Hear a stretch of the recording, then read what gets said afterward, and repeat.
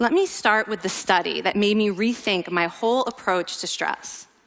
This study tracked 30,000 adults in the United States for 8 years.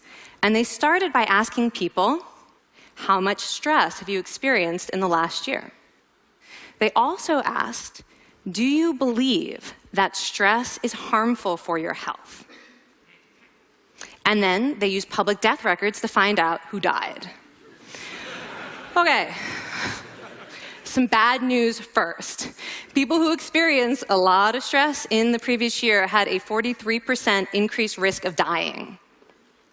But that was only true for the people who also believed that stress is harmful for your health. People who experienced a lot of stress but did not view stress as harmful were no more likely to die. In fact, they had the lowest risk of dying of anyone in the study, including people who had relatively little stress. Now, the researchers estimated that over the 8 years they were tracking deaths, 182,000 Americans died prematurely, not from stress, but from the belief that stress is bad for you. That is over 20,000 deaths a year. Now, if that estimate is correct, that would make believing stress is bad for you the 15th largest cause of death in the United States last year, killing more people than skin cancer, HIV, AIDS, and homicide. You can see why this study freaked me out. Here I've been spending so much energy telling people stress is bad for your health. So this study got me wondering, can changing how you think about stress make you healthier? And here the science says yes. When you change your mind about stress, you can change your body's response to stress. Now, to explain how this works, I want you all to pretend that you are participants in a study designed to stress you out. It's called the social stress test. You come into the laboratory, and you're told you have to give a 5-minute impromptu speech on your personal weaknesses to a panel of expert evaluators sitting right in front of you. And to make sure you feel the pressure, there are bright lights and a camera in your face, kind of like this. And the evaluators have been trained to give you discouraging nonverbal feedback, like this.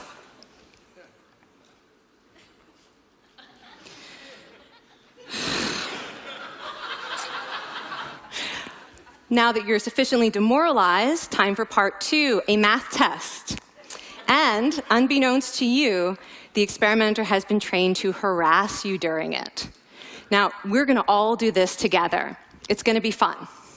For me. Okay. I want you all to count backwards from 996 in increments of 7. You're going to do this out loud as fast as you can, starting with 996. Go. Go faster. Faster, please. You're going too slow. Stop, stop, stop, stop. That guy made a mistake. We're going to have to start all over again. You're not very good at this, are you?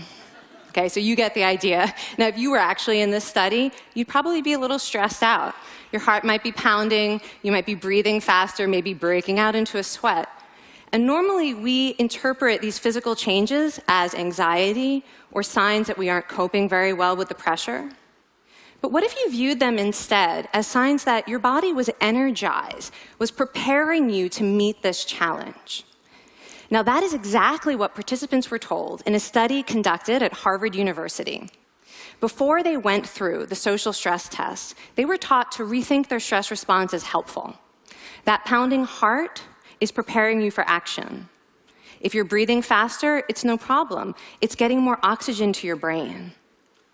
And participants who learned to view the stress response as helpful for their performance, well, they were less stressed out, less anxious, more confident. But the most fascinating finding to me was how their physical stress response changed. Now, in a typical stress response, your heart rate goes up and your blood vessels constrict like this. And this is one of the reasons that chronic stress is sometimes associated with cardiovascular disease. It's not really healthy to be in this state all the time. But in the study, when participants viewed their stress response as helpful, their blood vessels stayed relaxed like this. Their heart was still pounding, but this is a much healthier cardiovascular profile. It actually looks a lot like what happens in moments of joy and courage. Over a lifetime of stressful experiences, this one biological change could be the difference between a stress-induced heart attack at age 50 and living well into your 90s. And this is really what the new science of stress reveals, that how you think about stress matters. So my goal as a health psychologist has changed. I no longer want to get rid of your stress. I want to make you better at stress. And we just did a little intervention. If you raised your hand and said you'd had a lot of stress in the last year, we could have saved your life. Because hopefully the next time your heart is pounding from stress, you're going to remember this talk, and you're going to think to yourself, this is my body helping me rise to this challenge. And when you view stress in that way, your body believes you, and your stress response becomes healthier.